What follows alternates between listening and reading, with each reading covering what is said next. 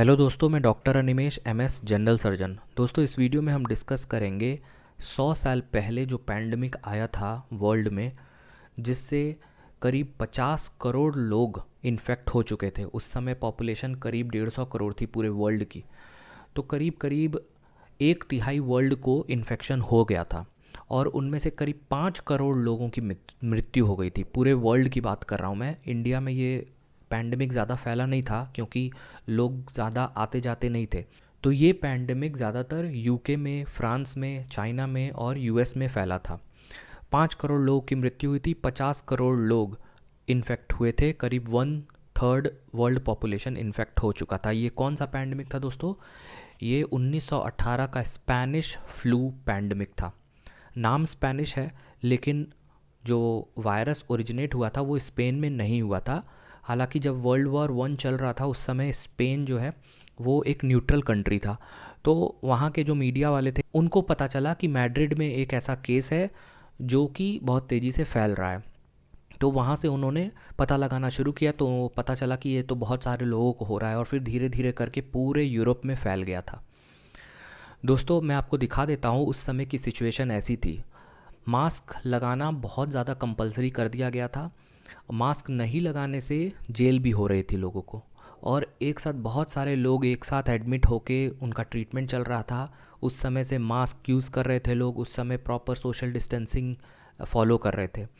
आज के डेट में इतने ज़्यादा लोग पढ़े लिखे हैं फिर भी फॉलो नहीं करते। आप सोच सकते हैं 100 साल पहले लोग इन सब चीज़ों को फॉलो कर रहे थे, वो भी स्ट्रिक्टली फॉलो कर रहे थे। अब देखिए दोस्तों, अगर हम उस स्पेनिश फ्लू पैंडमिक की बात करेंगे और उसे कोरोना वायरस पैंडमिक से कंपेयर करेंगे तो स्पेनिश फ्लू पैंडमिक एक्चुअली 3 साल तक रहा था और उसके 4 वेव्स आए थे। पहला वेव 1918 में आया था जो कि माइल्ड था। फिर दूसरा वेव बिल्कुल 4-5 गुना ज़्यादा था और वो भी 1918 में ही आया था। फिर थर्ड वेव फिर से लो हो गया था, कम इन्फेक्ट हुए थे उसमें केसेस, वो 1919 में हुआ था। और फिर उसके एक साल बाद 1920 में चौथी वेव आई जो इन तीनों वेव से सबसे खतरनाक थी।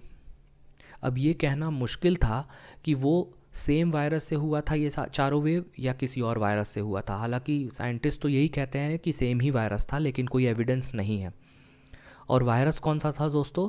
आपने सुना होगा H1N1 इन्फ्लुएंजा ए वायरस। आजकल स्वाइन फ्लू के नाम से जाना जा रहा है H1N1, और उस समय स्पेनिश फ्लू के नाम से H1N1 वायरस का पैंडमिक फैला हुआ था जिसमें बहुत सारे लोग की जान चली गई थी। दोस्तों, अगर उससे हम कंपेयर करेंगे कोरोना वायरस को, तो इंडिया की अगर सिर्फ बात करें तो इंडिया में फर्स्ट वेव पिछले साल आ चुका था, फिर सेकेंड वेव आई और सेकेंड वेव अब धीरे धीरे जा रही है। दोस्तों, थर्ड वेव हो सकता है, पक्का आएगी, लेकिन फर्स्ट और सेकेंड वेव के बीच में होगी। हो सकता है थर्ड वेव ज़्यादा भी हो जाए क्योंकि यहाँ पे लोग प्रॉपर प्रिकॉशन नहीं फॉलो कर रहे हैं, वैक्सीन नहीं लगवा रहे हैं। तो थर्ड वेव ज़्यादा भी हो सकती है, लेकिन पैंडमिक जैसा फॉलो होता है उसके हिसाब से अगर देखा जाएगा तो फर्स्ट और सेकेंड वेव के जितना थर्ड वेव होगा। और अगर हर्ड इम्यूनिटी प्रॉपरली डेवलप नहीं हुई, लोगों ने प्रॉपर प्रिकॉशन नहीं लिया, वैक्सीन नहीं लिया, तो फिर एक साल के बाद फोर्थ वेव भी आ सकती है। फोर्थ वेव की गारंटी नहीं है, वो आ भी सकती है या नहीं भी आ सकती है। हो सकता है एक प्लेट्यू फेज़ आ जाए जिसमें लोग थोड़े बहुत इन्फेक्टेड हों और थोड़े बहुत ठीक होते रहेंगे।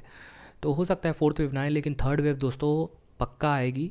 और थर्ड वेव आप पे डिपेंड करती है कि आप वैक्सीन लगवाते हैं या फिर प्रॉपर प्रिकॉशन लेते हैं या नहीं। हर्ड इम्यूनिटी बहुत ज़्यादा ज़रूरी है। अगर हर्ड इम्यूनिटी बन गई तो थर्ड वेव को रोका जा सकता है। अगर हर्ड इम्यूनिटी नहीं बनी तो थर्ड वेव पक्का आएगी और हो सकता है सेकेंड से भी ज़्यादा तगड़ी हो। लेकिन मेरा अनुमान यही है कि थर्ड वेव सेकेंड वेव से कम होगी, कम लोग इसमें इन्फेक्ट होंगे। जो लोग बचे कुचे हैं वो लोग इन्फेक्ट होंगे या फिर जो जिनको हो चुका है वो इन्फेक्ट होंगे। तो दोस्तों, आप लोगों को तैयारी रखनी है। अगर वैक्सीन नहीं लिया तो ले लीजिए, जो भी वैक्सीन अवेलेबल है आपके एरिया में वो ले लीजिए और प्रॉपर प्रिकॉशन लीजिए। हैंड वॉश, सैनिटाइज़र, ये सब यूज़ कीजिए। मास्क प्रॉपर पहनिए, मास्क को अच्छे तरीके से पहनिए। कुछ लोग अच्छे तरीके से नहीं पहन रहे हैं। मास्क को अच्छे से पहनना है, बिल्कुल सील करके पहनना है और सोशल डिस्टेंसिंग का पालन करना है। लॉकडाउन जब तक लगा हुआ है तब तक तो लॉकडाउन को पालन करना ही है दोस्तों। बिल्कुल बाहर नहीं निकलना है, और बाहर जा रहे हैं ज़रूरी सामान के लिए तो प्रॉपर प्रिकॉशन के साथ जाएं। दोस्तों उम्मीद है इस वीडियो में दी गई जानकारी आपको पसंद आई होगी। लाइक और शेयर ज़रूर करें और चैनल को सब्सक्राइब नहीं किया है तो कर सकते हैं। अगर आपको कोई सवाल पूछना है तो इंस्टाग्राम पर पूछ सकते हैं या सर्जरी ऑनलाइन ऐप डाउनलोड करके डायरेक्ट कंसल्टेशन बुक कर सकते हैं। दोस्तों मिलते हैं नेक्स्ट वीडियो में, तब तक के लिए टेक केयर।